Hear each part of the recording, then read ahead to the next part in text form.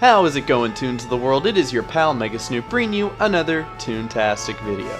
And in today's video, I wanted to discuss the Cog mints in Cashbot HQ. Now, before I get into anything, I'm gonna let you know that my pal Gag Strategist made this video long before I did. So right now, I'm gonna link it up on the screen, and you can click it, and you can watch it, and I can guarantee you it goes way more in depth than mine ever will. But if you want to stick around and listen to my version of the spiel, by all means, hang out and have some fun.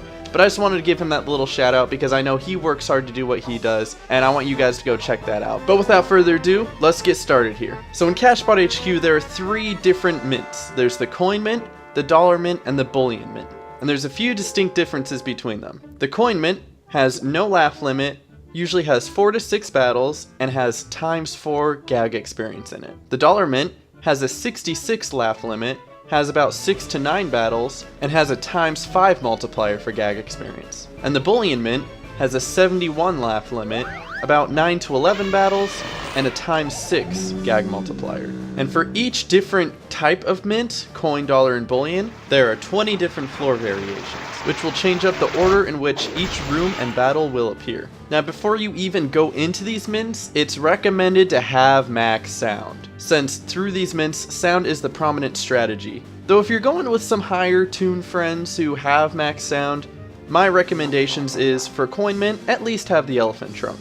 For dollar, at least have fog, but for bullion, I would suggest you have max sound. Though if you ask other people, they'll just say you to have max sound. So to make it simple, just have max sound. We'll all get through it a lot easier. Now, what are the mints used for, though? Mints are primarily used for getting Cog Bucks so people can CFO. There are also some Donald's Dreamland tasks in which you need to defeat things like loan sharks in a Cog mint, or Skelecogs in a Cog mint, or to defeat just a certain amount of Cog mints. And something that you can hold true for every single mint, whether you do coin, dollar, or bullion, is that the last battle will always have 3 level 11s and a level 12.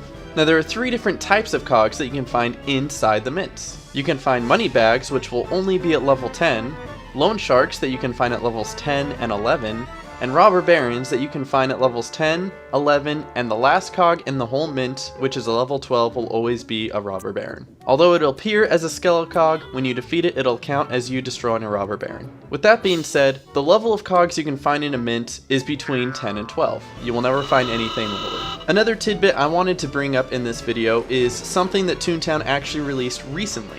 There's a parkour portion of the mint that seems to stump quite a few people, especially the newer ones. And in the footage you'll see before you, you can see me running through it. And what you'll notice new, if you've done these before, is that there will be heads across the top and a timer in the corner. The timer in the corner is helpful because if it does run to 0, it'll automatically teleport you to the end, and it'll only sacrifice a small portion of your laugh in order to do so. This is preferable because there are some people that just couldn't do the parkour before, and they would get left behind, get mad, and just quit. And the heads across the top signify which toons have made it to the end so far. Once the toon head is lit up, then you know that that toon has finished the course and can go back without penalty of losing laugh. And the last little tip I have about this is just be patient. You might be really good at doing the parkour, but not everybody is. If somebody's having trouble, wait for them. It's not very toony to go on to the next battle and leave people behind. Now I'd like to talk about all the different types of battles there are in the mint and what strategies I use for them. The first one is when all 4 cogs are level 10. This is a very simple 1 fog 3 trunk rule. Another type is when there are 3 10s and 1 11.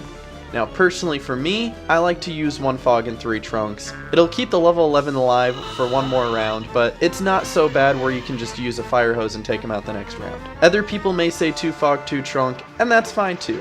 For me personally, 1 fog is fine right there. When there's 2 10s and 2 11s, this is where I'll say use 2 fog and 2 trunks or awugas. For 4 level 11s, definitely use 2 fogs, 2 trunks or awugas. And when there's 3 11s and 1 12, most people will lean towards using 3 fogs and 1 trunk, though I will also find it acceptable if you use 2 fogs and 2 trunks or awugas. Again, it's the same concept of when there's 3 10s and 11. In this case, the level 12 will be alive for 1 extra round, where you could easily take him out in the next round with 1 simple gag. Now this is the most controversial point, is especially when you're doing a bullion, there will be toons out there that like to use the 1 fog rule, where you use 1 fog in every single battle. And if that's what you do and you're with your friends that also like to do that, good for you, man, good for you. I'm proud of you. that you found something you like to do.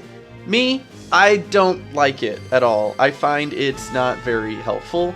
You get hit a lot more, it takes more time, but that's just my recommendation here is, not to use the one fog rule. But really, this whole video is just my opinion, so if you found something that you like better, that's great. But here I'd like to talk about the last thing.